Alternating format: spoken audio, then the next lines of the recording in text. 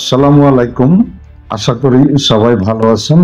বাংলাদেশের যে রাজধানী ঢাকা শহর যে ঝুঁকিপূর্ণ শহর, এই কথা আমরা সবাই জানি। বিশেষ করে বাংলাদেশ এমন একটা আসলে অবস্থানে রয়েছে যেখানে ভূমিকম্প প্রবণ একটা দেশ, এবং এই যে ঘনবসতিত যে শহর ঢাকা শহর, এই জনবসতিত এই ঢাকা শহরে ভূমিকম্প হলে কি ঘটতে পারে তার একটা আভাস দিয়েছেন আপনার যে আবহাওয়া অধিদপ্তর।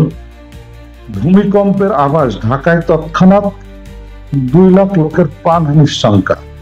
সম্প্রতি 2 সপ্তাহের মধ্যে দেশে কয়েক দফা ভূমিকম্প অনুভূত হয়েছে। এসব ছোট ছোট ভূমিকম্প বড় ভূমিকম্পের আভাস দিচ্ছে।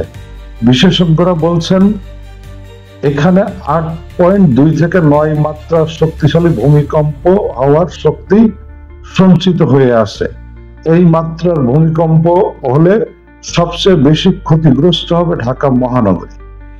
অপরিকল্পিত নগর হওয়ার কারণে এখানকার 1% বিল্ডিংও যদি ক্ষতিগ্রস্ত হয় তাহলে তৎক্ষণাৎভাবে 2 লাখ লোকের প্রাণহানি ঘটবে বলে আশঙ্কা বিশেষজ্ঞদের। তো দৈনিক যুগান্তর পত্রিকার সম্প্রতি প্রকাশিত একটি প্রতিবেদন থেকে এসব তথ্য জানা গেছে। এতে বলা হয়েছে ভূতাত্ত্বিক দিক থেকে বাংলাদেশের 3টি প্লেটের সংযোগস্থলে অবস্থিত, ফলে প্রবল ভূমিকম্প প্রবণ এলাকা না হলেও ভূমিকম্পের ভয়াবহ ঝুঁকিতে আছে বাংলাদেশ। সম্প্রতি 2 সপ্তাহের মধ্যে দেশে কয়েক দফা ভূমিকম্প অনুভূত হয়েছে। এসব ছোট ছোট ভূমিকম্প বড় ভূমিকম্পের আভাস দিচ্ছে।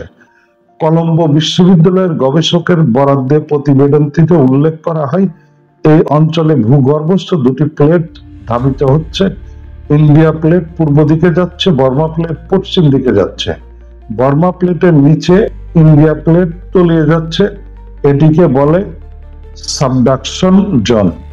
জানা গেছে প্রতি বছর 1 মিটার থেকে 1.5 মিটার সংকোচন হচ্ছে। সেই হিসাবে এখানে 8.2 থেকে 9 মাত্রার শক্তিশালী ভূমিকম্প হওয়ার শক্তি সঞ্চিত হয়ে আছে। যে কোনো সময় এই ভূমিকম্প হতে পারে।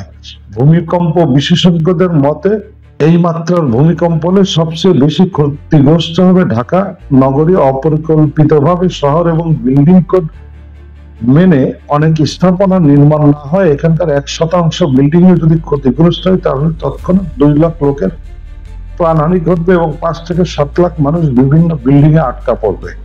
পরে সময়ে খাদ্য অভাব, অগ্নিকাণ্ড সহ নানা কারণে তাদের একটি বড় অংশের মারা যাওয়ার আশঙ্কা রয়েছে। তো এই হচ্ছে ঘটনা যে আসলে বাংলাদেশ, আমরা জানি যে আসলে 3টা প্লেটের উপরে অবস্থিত। তো যেটা মায়ানমারের একটা প্লেট এবং ইন্ডিয়ার একটা প্লেট, এটা আস্তে আস্তে পূর্ব দিকে এবং পশ্চিম দিকে সরে যাচ্ছে, এবং এই সরে যাওয়ার ফলে ওইখানে যে শক্তি সঞ্চিত হচ্ছে সেটা 8.2 থেকে 9 মাত্রার ভূমিকম্প হওয়ার জন্য যথেষ্ট।